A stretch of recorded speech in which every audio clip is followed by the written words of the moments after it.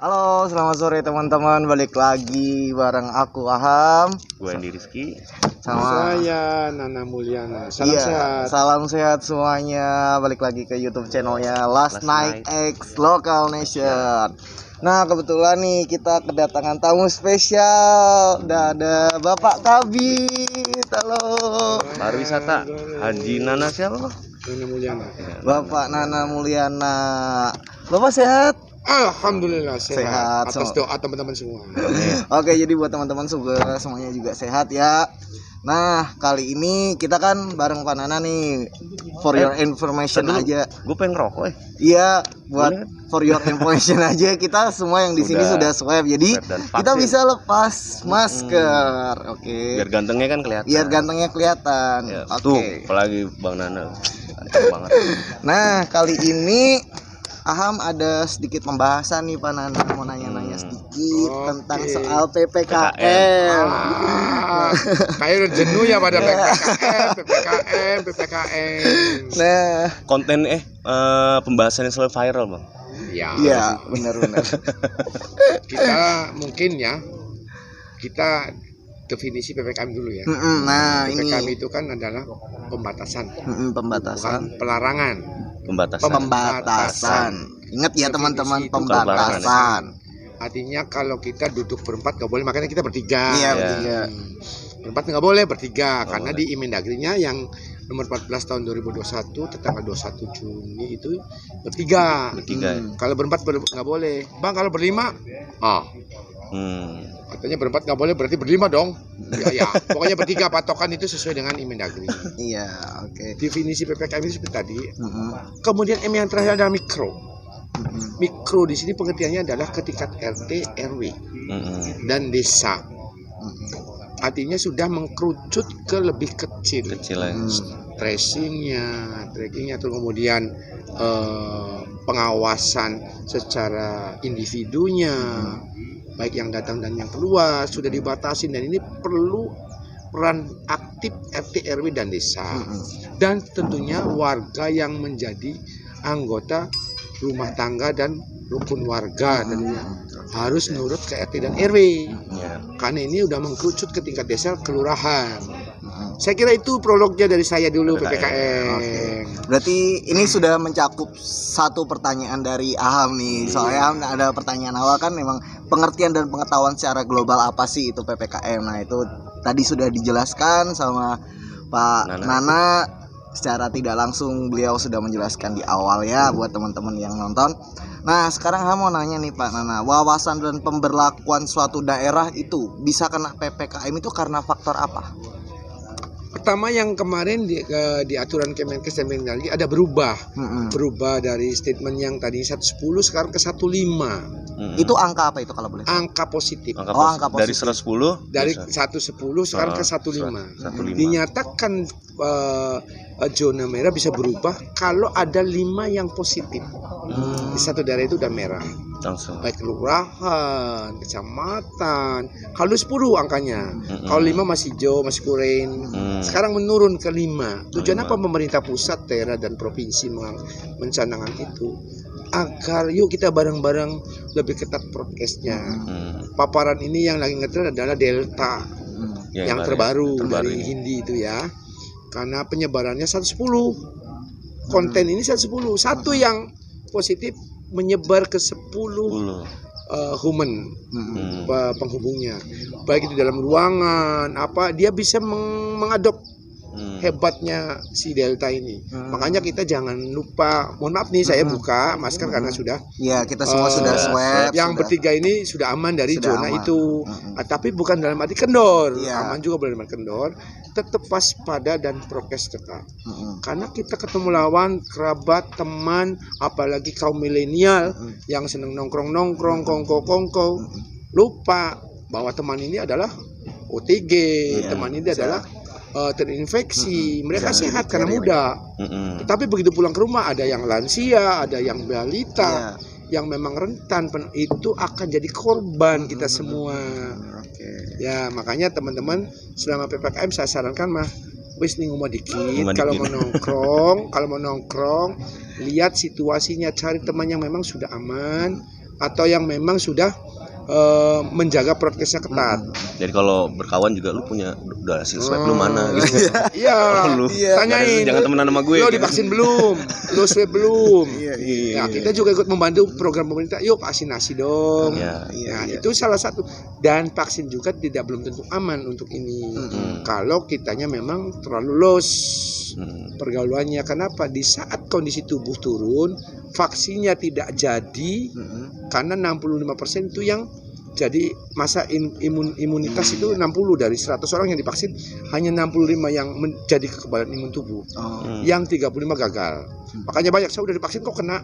Iya. Karena itu vaksin yang masuk gagal membentuk imunitas di tubuh. Bagaimana caranya Pak Nana supaya jadi?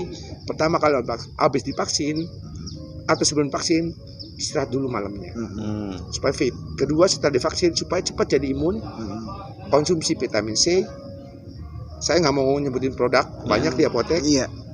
Kemudian vitamin ini cukup berjemur, nutrisi yang cukup. Itu jadi jangan sudah divaksin, makannya cuman gorengan, tidurnya kurang. Ya vaksinnya mubazir. Iya, benar. Atau kita hanya kongko-kongko, tenang, bebas, nggak bisa seperti itu. Tetap kita waspada.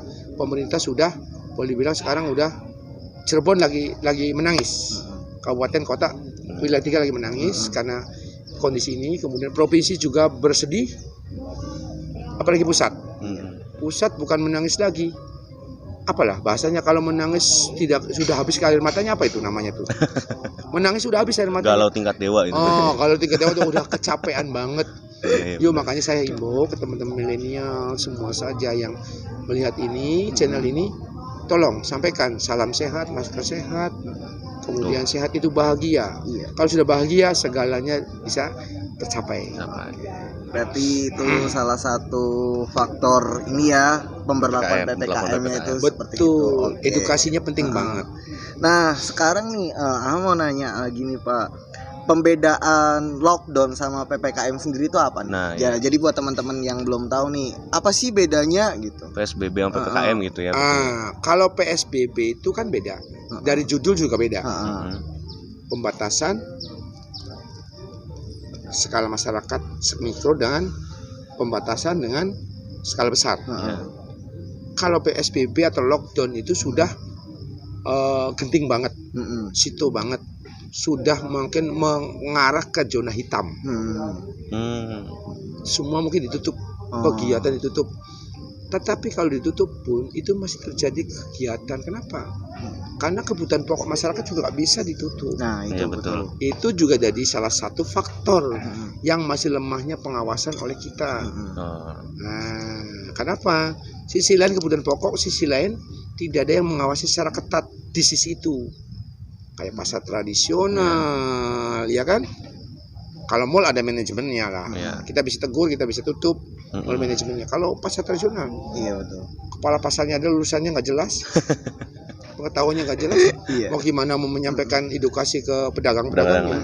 Itu yang saya kira dimanapun itu terjadi. Untuk pasar tradisional. Jadi kurang lebih bedanya kalau PSBB itu berskala besar yang bisa memungkinkan semua aktivitas itu ditutup. Nah, kalau PPKM itu masih bisa aktivitas, cuma pemberlakuan jam operasional aja ya Pak Nana. Oke, jadi buat teman-teman nih pengetahuan juga, edukasi. Nah, terus kan kebetulan nih Pak Nana, kan wilayah Cirebon wilayah 3 ini lagi ngalamin PPKM nih. Nah, kalau boleh tahu ini tuh ngikutin pusat atau memang wilayah Cirebon tersendiri itu ngalamin pelonjakan COVID? Kayak di Bandung gitu, apa kita ngikut Bandung? Ngikut ke Bandung gitu. Apakah emang di zona Cirebon sendiri? Secara implisit pelonjakan ya. Semua hampir rata. Hampir rata. Kedua, pemberlakuan tadi yang dari 110 sekarang ke 15. Jadi kan kalau dulu 6 masih aman. Sekarang 5 sudah merah. Kalau dulu 6 masih bisa tidak berubah warna. Sekarang 5. Sengaja turun ke pusat karena tracingnya harus lebih ketat. Disiplin masyarakat terkait prokes harus lebih ketat. Edukasi harus lebih banyak. Dari semua bidang. Baik pariwisata, disbud Patpora kemudian Indak, perdagangan, pendidikan, kemudian dari juga Pol PP, di sektor sektor fasilitas umum dan seterusnya, termasuk juga dari Disnaker, pekerja dan seterusnya, itu harus ada sinergitas pembinaan yang disebut Pemwasda. Pentingnya edukasi di situ. Sisi satu bidang lemah tetap akan bocor untuk paparannya. Kalau kita sama-sama satu komitmen, keselarasan, kesepemahaman, insya Allah cepat terkendali.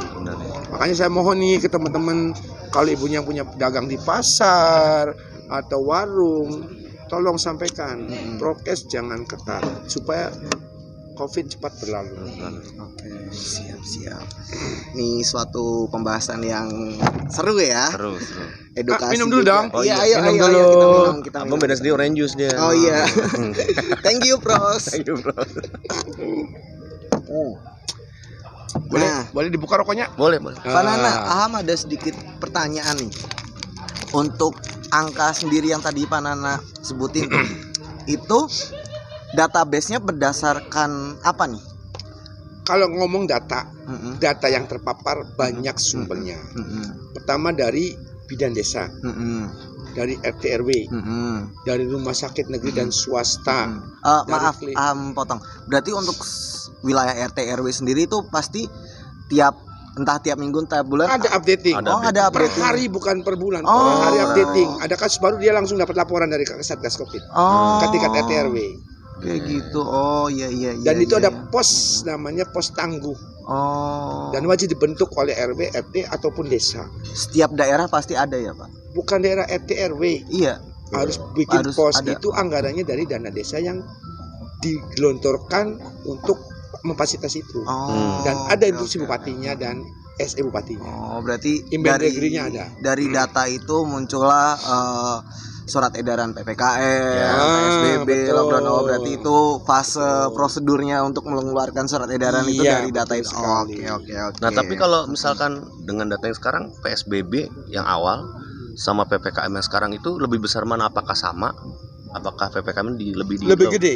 PPKM lebih low. Lebih gede, lebih di bawah, karena masyarakat udah mungkin masyarakat ya, satu saya pikir kurang edukasi, sosialisasi informasi masyarakat.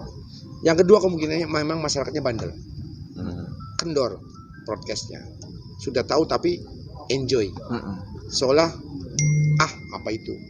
Ada yang masih prinsip itu, walaupun persennya sedikit, ya sedikit 5%, tetapi kalau yang begini ini akan yang sulit untuk menghabisi corona.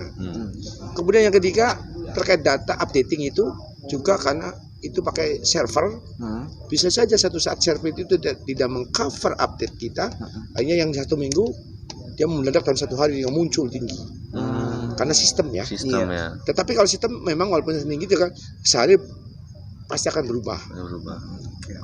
Kalau mau karena sistem, tapi kalau data itu semua dari semua ditampung dari tingkat RT, RW, desa, kecamatan, satgas bekerja, rumah sakit swasta, negeri, poliklinik, semua mengupload. Berarti setiap hari itu ada data yang masuk. Updating ya, Pak? data. Oke. Nah, kalau mau bandingin nih, Pak Nana, dari data tersebut lonjakan kasus COVID yang sekarang itu tuh beda jauh nggak sama yang dulu-dulu? Kenapa nggak diperlakuin lockdown atau lagi PSBB aja gitu. sekalian gitu biar Karena maksudnya Karena kan PSBB aja kita udah bisa menjadi mikro gitu kan. Iya. Nah, kalau PPKM lebih atau sama Pertama, gitu kan, dasar, mungkin lebih kecil lagi nanti ya, kalau di kalau lockdown PSBB lagi. tidak berjibaku ke ekonomi, Oh, Oke. ya kan? ya, Artinya ekonomi mati, lumpuh. ya, Kalau PPKM ekonomi masih ada geliat, ya, walaupun dengan pembatasan jam. ya. Ya, secara teori orang sakit jadi sehat, yang sehat semakin sehat dengan ekonomi yang kuat. Benar sih.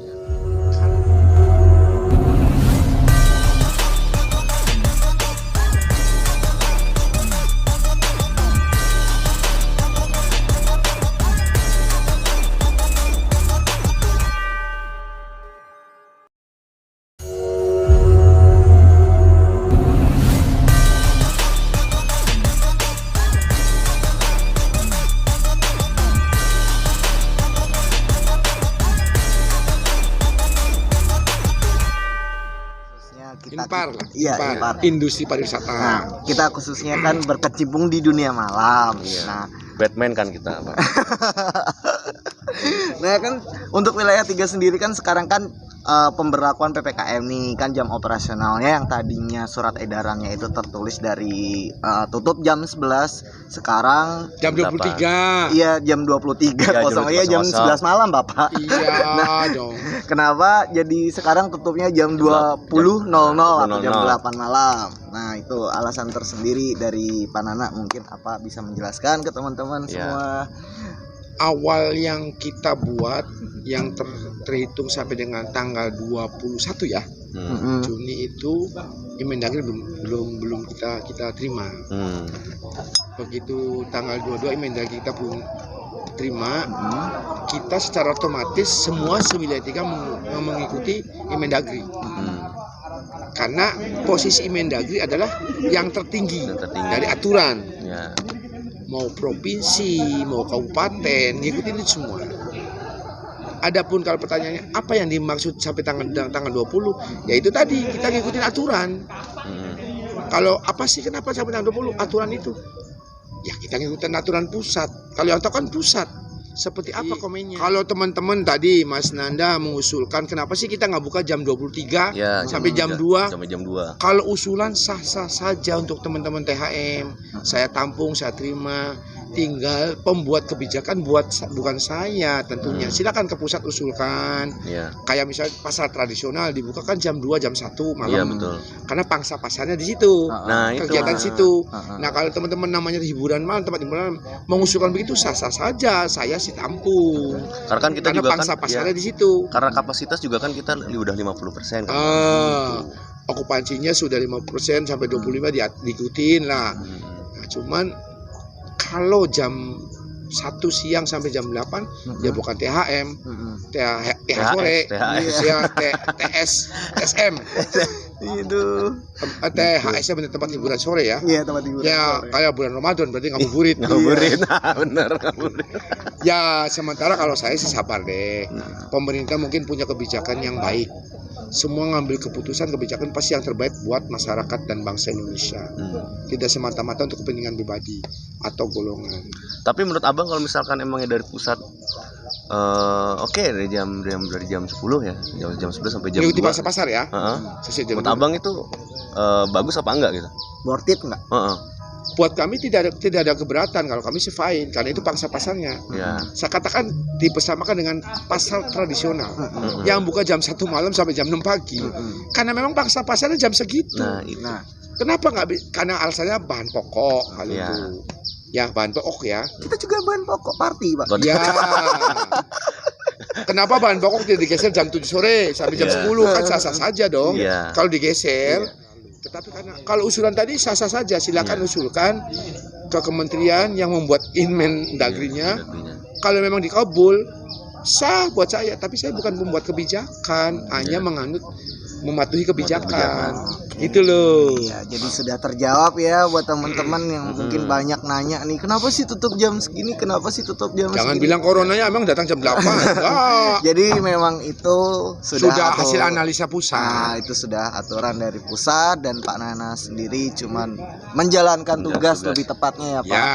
Jadi nanti kita bikin pengajuan. Iya. Jadi ini nanti kita mungkin buat teman-teman kita bisa Pengelola tempat hiburan buat malam juga, mungkin ya kan? surat tertulis gitu ya, Pak. Harus. Iya. Jangan saya pelaku usahanya Nah, masing-masing outlet sah-sah saja kok. Itu Kalau kan kayak gitu prosedurnya berarti ke mana dulu, Bang? Kalau misalnya emang kita mau bikin pengajuan dari THM. ya kalau mau prosedur ya dari daerah tentunya ya. Daerah. Daerah disposisi nota dinas ke provinsi kemudian ke pusat. Pusat. Kalau mau langsung ke pusat nanti takutnya daerah tersinggung. Tersinggung dilangkai. Minimalnya ada nota dinas bupati, ada nota dinas gubernur dan ke kementerian. Kalau mau mangga pengusaha hiburan malamnya, pengelolanya outlet masing-masing mangga sah-sah saja. Itu adalah aspirasi. Iya. Dan catatan sekali lagi, ini bukan pelarangan, pembatasan. Tidak ada kata yang dilarang, kecuali memang zonanya genting, yang menjelang ke hitam. Itu wajib ditutup dengan kesadaran sendiri. Karena daripada cari rezeki juga nggak dapat, anak buah yang tugas kepapar semua, pengelola atau owner menanggung biaya. Kesehatan itu. Makanya jangan kendor yuk, jangan kendor. Iya. Kendor untuk Prokesnya. Nah, berarti ini suatu edukasi juga buat langkah kita ke depan. Yes. Seumpama besok minggu depan atau selanjutnya ada PPKM, kita bisa buat surat delegasi ya mungkin ya untuk ke pemerintah pusat untuk ini ya jam usulan THM-nya itu ya. Kalau usulan inspirasi hak orang sah-sah saja. Dikabul atau tidak, saya pribadi bukan pembuat kebijakan, pelaksana kebijakan. Iya, betul. Kalau saya Siap. tidak boleh mengomentari no atau yes. Ya. Oke, berarti sudah terjawab ya buat teman-teman semua yang mungkin tadi ada beberapa pertanyaan titipan gitu. Nah, sebagai Kabid sendiri nih Pak, Bapak pernah nggak sih dapat masukan dari para pengelola tempat pengusaha soal jam operasional tersendiri kayak gitu? Maksudnya jam apa? Iya, maksudnya pernah dapat masukan dari para pengelola tempat hiburan khususnya kayak gitu. Kabupaten Cirebon, khusus saya bicara Kabupaten Cirebon, sudah ada forum ya. Iya. Dan kita sudah beberapa kali pertemuan secara internal melalui forum dan outlet pengelola masing-masing. Ada masukan, usulan, permintaan saya tampung dan saya sampaikan setiap membuat regulasi. Selama tidak berbenturan dengan Imendagri dan Gubernur. Dan selama ini dikabul ya. Iya. Alhamdulillah. Nah, sekarang karena Imendagrinya bunyi begitu ya kita nggak bisa. Kecuali kita yang bergerak. Kita yang bergerak. Kenapa? Kita bukan pengambil kebijakan tapi pelaksana. Oke. Mudah-mudahan keluarnya didengar deh. Iya. Iyalah. Kayak pasar tradisional kan itu kan pangsanya malam hari. Iya. Ini namanya juga hiburan malam. Iya, kalau memang yang pasti yang keluar yang kupu-kupu yang suka senang malam hari keluar. Kupu. Canda Apa tuh? kupu. Ya kayak model Mas Pajar yang suka malam hari, yang suka mojok yang di dunia gelap-gelap. Dunia gelap-gelap. Ya, yang ada lampunya kelap-kelip. Tidak akan semua bergerak. Jangan Ya sampai kan? pasar malam jadi pasar sore, Bang. Nanti ada protes tuh, ada pasar malam jadi pasar sore katanya. Gimana kalau pasar sore berubah jam 4 sore? Jam 4 Bukannya sore. kata pembeli dong. Kangkungnya belum ada dipanen, layu. Pastilah kesan arahnya nantinya ada timbul kecemburuan. Kecemburuan sosial itu pasti sih. Ya, semua juga kita sih setuju untuk kalau ekonomi yang dibangkitkan kita setuju. Tapi saya hanya sebatas ngomong setuju, bukan membuat kebijakan. Tidak bisa memutuskan yes or no-nya. Oke. Nah, sekarang nih prosedur dikeluarkannya surat edaran itu prosesnya apa aja sih Pak kalau boleh tahu? Jadi buat teman-teman yang nonton nih. Pertama, kita setiap membuat regulasi surat edaran bupati itu evaluasi dulu. Hasil per 4 minggu 3 minggu. Karena kita 2 minggu kan, 2 minggu kita evaluasi bagaimana lonjakan, lihat Imendagri ada perubahan, kalau ada perubahan, status kita di mana, dan itu biasanya H-2, H-1 kita SE. Begitu evaluasi, kemudian sehari setelah evaluasi kita membuat regulasi, dan di situ kita masing-masing bidang, saya bidang di Papua dengan inparnya, industri pariwisatanya, memperjuangkan perekonomian yang kita naungin. Ya, tetapi saya sudah yakin betul kalau di bidang saya 50% sudah mengikuti divisi dan subdivisi protokol kesehatan. Atau bidang lain ya, pendidikan belum jalan. Kemudian Indak, saya nggak tahu pasar malam apakah sudah dibentuk divisinya. Kemudian pasar malam, pasar dadakan, pasar tumpah, banyak sekali itu. Kalau mall ada manajemennya, saya yakin bisa. Berarti itu prosesnya gimana surat edaran itu turun. Oh iya, catatan kemarin itu ada beberapa destinasi yang tutup dengan kesadaran sendiri karena zonanya merah, menjelang hitam. Waterbowl Jempol, Ciledug, Cikuya, Belawa, tutup dengan kesadaran sendiri atas himbauan Satgas tingkat desa dan kecamatan. Yaitu menutup destinasinya.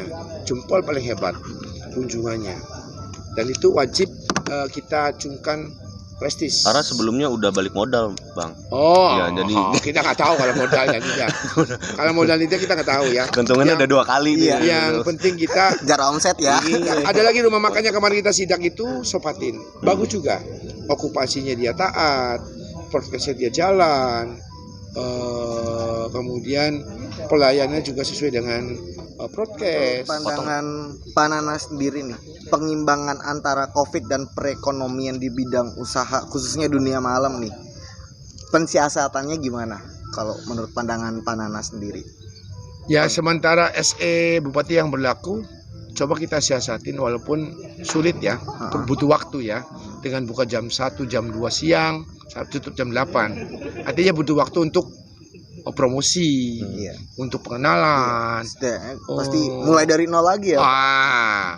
Ya kita mau gimana lagi daripada kita tutup total, kasihan Ini juga. saran dan himbauan untuk pelaku usaha khususnya di dunia malam nih dari Pak Kabid sendiri apa nih selama masa PPKM?